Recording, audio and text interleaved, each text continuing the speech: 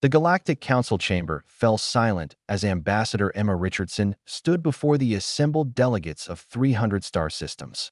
Her silver diplomatic uniform bore the blue marble insignia of Earth, a world the Council had just condemned to isolation. "The verdict is final," announced Archon Velthar, his crystalline form refracting the chamber's ambient light into rainbow patterns. "Humanity has been found too volatile, too unpredictable for integration into galactic society. Effective immediately, Earth and its colonies are hereby exiled from Council space. No trade, no communication, no exceptions." Emma's jaw tightened, but she maintained her composure. Beside her, Jason Chun, Earth's chief science advisor, leaned forward with barely contained fury. His fingers drummed against the obsidian podium. "You're making a mistake," Emma said calmly, her voice carrying across the vast chamber. "Humanity has contributed more technological innovations in 20 years than most species manage in centuries. Innovations born from chaos," countered Representative Chuvix, the insectoid delegate from the Hive Collective. "Your species fights among itself even while reaching for the stars. You wage war while preaching peace. The Council cannot risk such instability spreading." Jason stood abruptly. "We don't need you," he said, his words cutting through diplomatic pretense. "Every advancement we've shared was met with suspicion. Every offer of partnership was scrutinized for hidden agendas. You've treated us like children playing with weapons we don't understand." "Because that is precisely what you are," Velthar replied. 3 centuries ago, you were still burning fossil fuels and warring over invisible lines on maps. You are infants in cosmic terms." Emma placed a hand on Jason's shoulder, a silent request for restraint.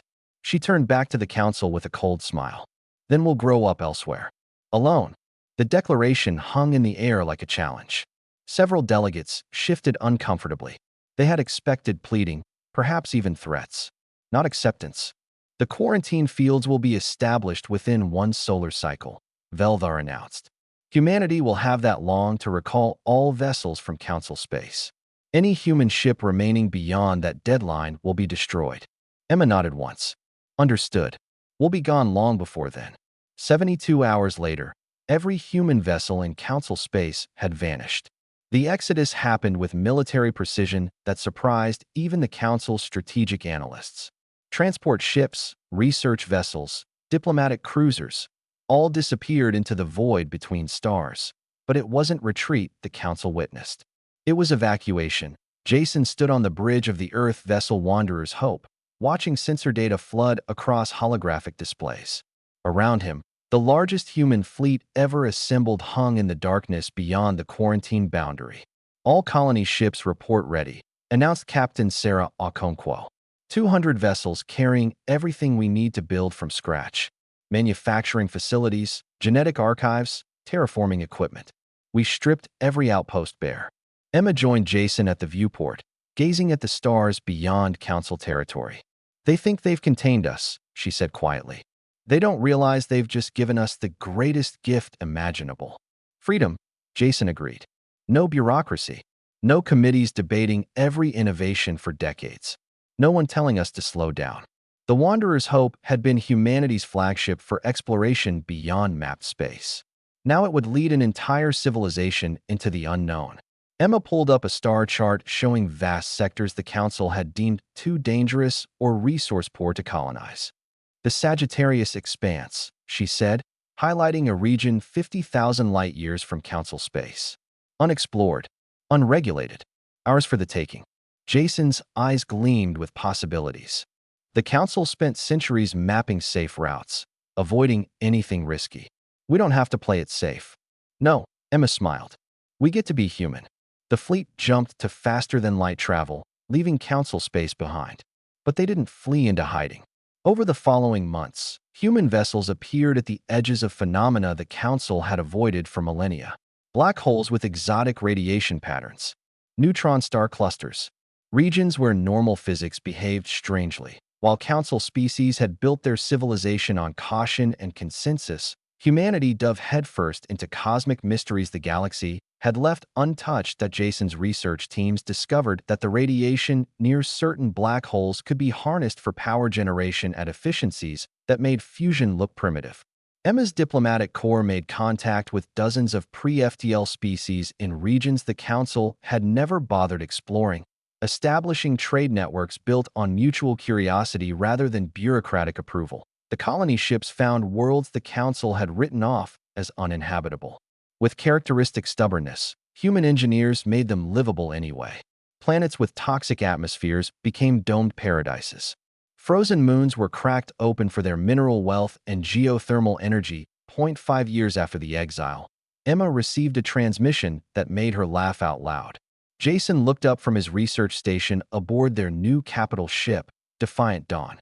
"What is it?" "The Council," Emma said, still chuckling. "They want to discuss the terms of our potential reintegration." Jason walked over to read the message himself. His grin matched hers. The formal language couldn't hide the desperation underneath. While humanity had been pushing boundaries and making discoveries, the Council had stagnated. Their most advanced species were now studying human innovations from a distance, trying to reverse engineer technologies humanity had developed in just 5 years of unfettered exploration. "They're asking us to come back," Jason asked incredulously. "They're asking us to share," Emma corrected. "To rejoin their framework of regulations and committees and endless debates about whether any given advancement is appropriate for galactic society." "What are you going to tell them?" Emma composed her response carefully, choosing words that would be discussed in council chambers for generations. "Thank you for your consideration. Humanity respectfully declines. We found that exile suits us perfectly. Perhaps in a few centuries, when you're ready to explore rather than regulate, we'll talk again. Until then, we'll be busy turning impossible into routine. Enjoy your stagnation." Jason laughed as Emma sent the message. Through the viewport, he could see the lights of a dozen human colonies twinkling in nearby systems. In the distance, a massive construct was taking shape, humanity's first Dyson swarm, harvesting the total energy output of a star. The Council had chosen exile, hoping to contain humanity's chaos. Instead, they had unleashed it upon the universe. And the universe, it seemed, had been waiting for someone willing to take risks the careful, ancient civilizations had long forgotten how to take. Emma raised a glass of synthesized wine. "To exile." Jason clinked his glass against hers. "To humanity." Outside, among the stars they now called home, the human species did what it had always done best: turned every obstacle into opportunity, every limitation into a challenge, and every exile into an empire. The Council had wanted them gone. They had gotten their wish. But they would spend centuries regretting it at the end.